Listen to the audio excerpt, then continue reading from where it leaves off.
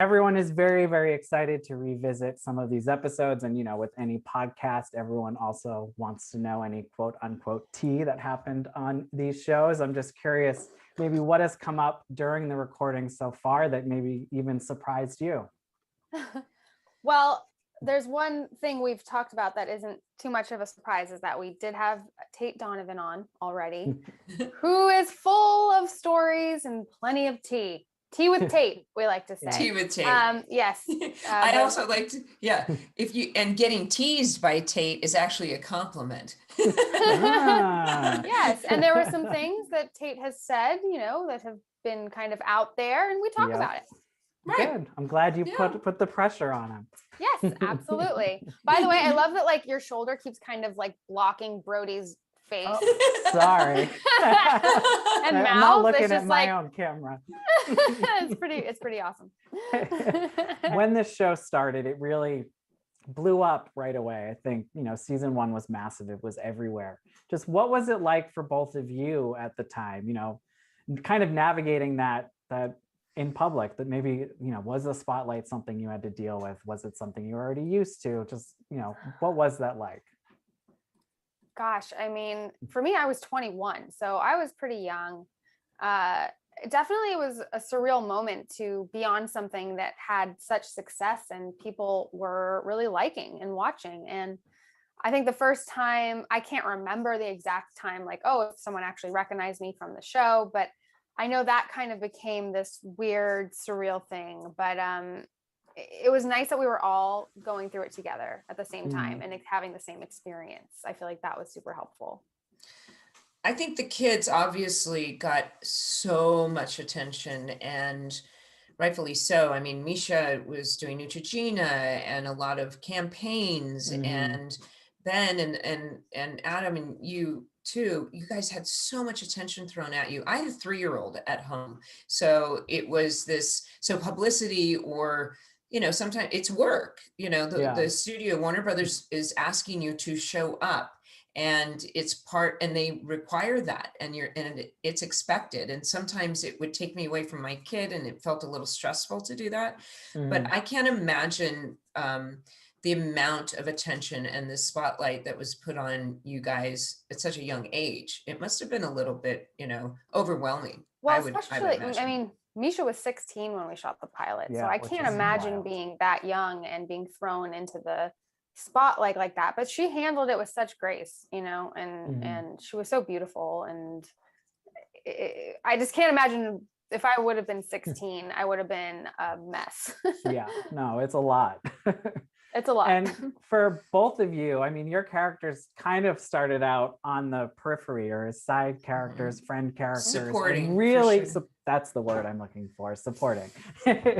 But over time, they became, almost the heart of the show. I think, Julie Cooper is one of my favorite TV characters of all time. So, just what was that journey like, knowing where you started and then where the character wound up going, and seeing just how it really was, they were embraced? Well, what's interesting about the show, and talking with Josh Schwartz, it was very clear to me that going to work every day and showing up on time, knowing your dialogue, but also taking risks, adding a little bit of something in myself, making some choices every day. It inspires the writer to continue to write for you, or, ooh, look what she did with that line. Oh, I'm going to do more of that. And, my first dialogue or first line that kind of caught their attention was, honey, did you get my froyo? And it just in that moment, it was like, ooh, we need more of that. And then right then, that was your first glimpse of the Real Housewives. You know what I mean? So so in that sense, it was really, that was really rewarding. And obviously by the 4th scene, Rachel and I had much deeper, richer storylines with the death of Marissa. Right, the 4th season. It wasn't all comedy, but so we were able to stretch ourselves as actors, and it was definitely a learning experience, education. Did you want to add to that? Oh, what? Huh? Me? Oh, Right. I should talk. No, I mean, I kind of, touched on, like, she went through so much, her character, and I really am proud of where she ended up. Yeah. And such a crazy arc. Yeah, I mean, like, there's not much to say other than, like, it was just really cool to see Summer evolve to that capacity and to end up with Seth. And you both talked a little just about how Marissa's death did really impact your characters specifically so much. As you as actresses, just how did you think the show would fare after killing off Misha's character, and were you surprised about the decision at the time? Because that is an episode I am very interested to hear you guys revisit. Oh, I've been saying, like, I'm dreading it. I'm dreading watching it. I know I'm gonna have just a crazy emotional reaction. Yeah. I don't remember specifically being told it was gonna happen or hearing it. I just, I don't think anyone knew where the show was gonna go. Yeah. But her character had been through a lot. Mhm. She had definitely experienced so many different things, and yeah, I don't know, like, still looking back, it's just pretty crazy to think that it actually happened and the show went I on. think at the time, even she was like, I don't know what else they could possibly put me through. So Right. Right. I know there was a lot of controversy. There was a lot of conversations about it. And in my research, which I like to do, there's so many different interviews. And, I've heard that Misha, I don't know if she wanted off the show or if she agreed with it. I'm not sure what happened there. I've heard that Josh might regret the fact that they killed her off. There was also a question of the show even coming back for a fourth season. So hopefully by the time we get to that episode in season 3, we will have done a little more digging, and maybe we'll be able to share a little bit more clarity on what was really going on behind the scenes of that decision. We had a new head head of Fox. There were different things going on that weren't just a storyline, probably. And for you, what do you make of shows like Laguna Beach, even Real Housewives of Orange County, in a way, kind of cashing in on the whole OC success? Just it's crazy to think that you guys are kind of responsible for it. Oh God. Or Josh. It was, well, it's funny because, like I said, I'm doing a lot of research and such. And I realized that in season 2, episode 9, when Julie Cooper's doing the Newport Living, she has a line of dialogue that says, and this is season 2, before any of that, right? And it said, she says, well, why wouldn't America be fascinated with the lives and loves of Orange County's rich and fabulous? We're all beautiful. We're all dysfunctional. Surf, sex, and scandal. It's a recipe for a cultural phenomenon. Well, Josh being a fortune teller, right? Yeah, we'll just say it's all on Josh. And it's also just wild to see how, like, full circle it came with Misha doing The Hills, which was a spinoff of Laguna Beach, which was inspired by the OC. It's just like all cyclical. Full circle. Yeah, absolutely. And I know, last time I spoke with you, Rachel, I asked about a revival. I know you guys have both been answering this question like crazy, but what would you think about doing one now? I mean, I just recently rewatched the finale the other day, and it ends with Julie, Kiki, and Sandy all having babies. So, the new show could theoretically revolve around now teenage kids again, which is crazy. Right. Yeah. I mean, that alone is insane. But yeah, there could be kids in high school, like the whole new crop of OC little children. Right.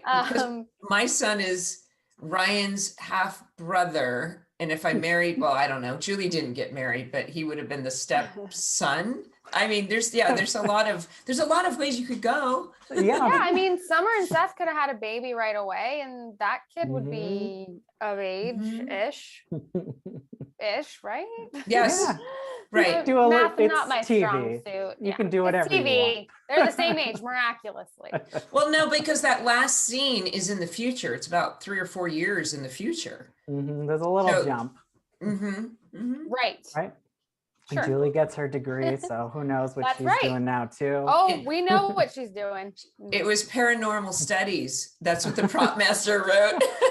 I don't know if you can get a degree in that. Nice. I Why actually, not? I think I have that prop somewhere in a box. I would like to see Julie Ghost Hunter.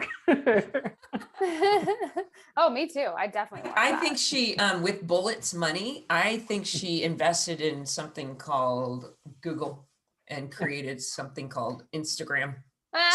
She's a billionaire, but she's philanthropic. I like it. Dream big. I love There's it. a lot to play with. Absolutely. And I guess, how would you say the show changed maybe the trajectory of your own careers, just from where you were before it started to what you were able to do afterwards? Oh my goodness. I mean, for me, it's a personal journey as well, because Doug Lyman directed the pilot. And when the show was ending, I did a movie with Doug that introduced me to my daughter's daddy. Yep. So like in that sense, it changed my world tremendously, but it really was such an amazing platform. And an amazing way to start that gave me so many opportunities that I cannot say enough how grateful I am for the entire experience in the show. And it was my first kind of thing. So for me, it was just the most incredible experience and amazing thing that could have happened to me, especially at that young of an age, for sure. Well, and you also, Heart of Dixie was Josh. Oh, right. Hello. That whole other show that Thanks, lasted Cindy. many years. Thank you for being here. Yes, Heart of Dixie was also with Josh Schwartz and Stephanie Savage, and Lila Gerstein, the creator, was a writer on the OC. So it's all, it's very incestual, the whole thing. And I also made the connection that, and also you were on CW, which is a Warner Brothers. So when I went on to do Nikita, which was Wonderland, McGee's company, and Warner Brothers. And I also found out recently that, like Ben McKenzie's shows were Warner Brothers. And I don't think we always think about that, but when there's different people who might have say in casting you, but for the most part, I've worked a lot for Warner Brothers, and you have too, Rachel. So that's something to be said. Right, Vampire Diaries too. And Vampire Diaries, you're right, exactly. I was doing Vampire Diaries when I got the audition for Nikita, and even in that, Warner Brothers might have said, yeah, just saw her in Vampire Diaries. She's good on this one. Who knows how it all works? I have no idea. Just grateful when we do get work. Yeah. As you have been watching all of this back, what has really stood out for you the most as far as fashion, beauty trends, hair of the 2000s? Because I think it's gonna all start coming back kind of soon. The way we're at Let's 90s hope right not now. all of it. Let's not hope all of it. Okay. Let's definitely leave some of that stuff permanently in the early aughts. I definitely think that the first season, even, they absolutely wanted the long nails and the tan and heavy makeup. But if you go through the season as you watch, it gets more subtle. We realize you don't need that much, especially on me and me, I feel like, Julie's a little bit too much, I think. But some of the hairstyles, like the cotillion hairstyle and some of these kind of updos that are appropriate for mother of the bride wedding. My favorite was I have flat iron straight bangs and then crunchy curls. Ooh. Like the rest of my hair. And I'm like, what is happening here? There's an episode, Rachel, coming up in the bait shop where I think you did clip-on bangs. Oh my God, Josh Schwartz was so mad that day. It was a last minute thing where they clipped on these bangs that were there. Honestly, it's pretty horrendous if you look back, and it looks totally opposite. And he was like, what were you thinking? Where did the bangs come from? He's like, no bangs. There you go. There's your tea. She just remembered. I'll take it. Yeah. Right. It's your Scream 3 Courtney Cox moment. Definitely screams were had. Thank you both so much for your time. You. I won't take any longer. Can't wait to problem. Listen and Thanks. stay safe out there. Thanks. Take care. Bye. Bye.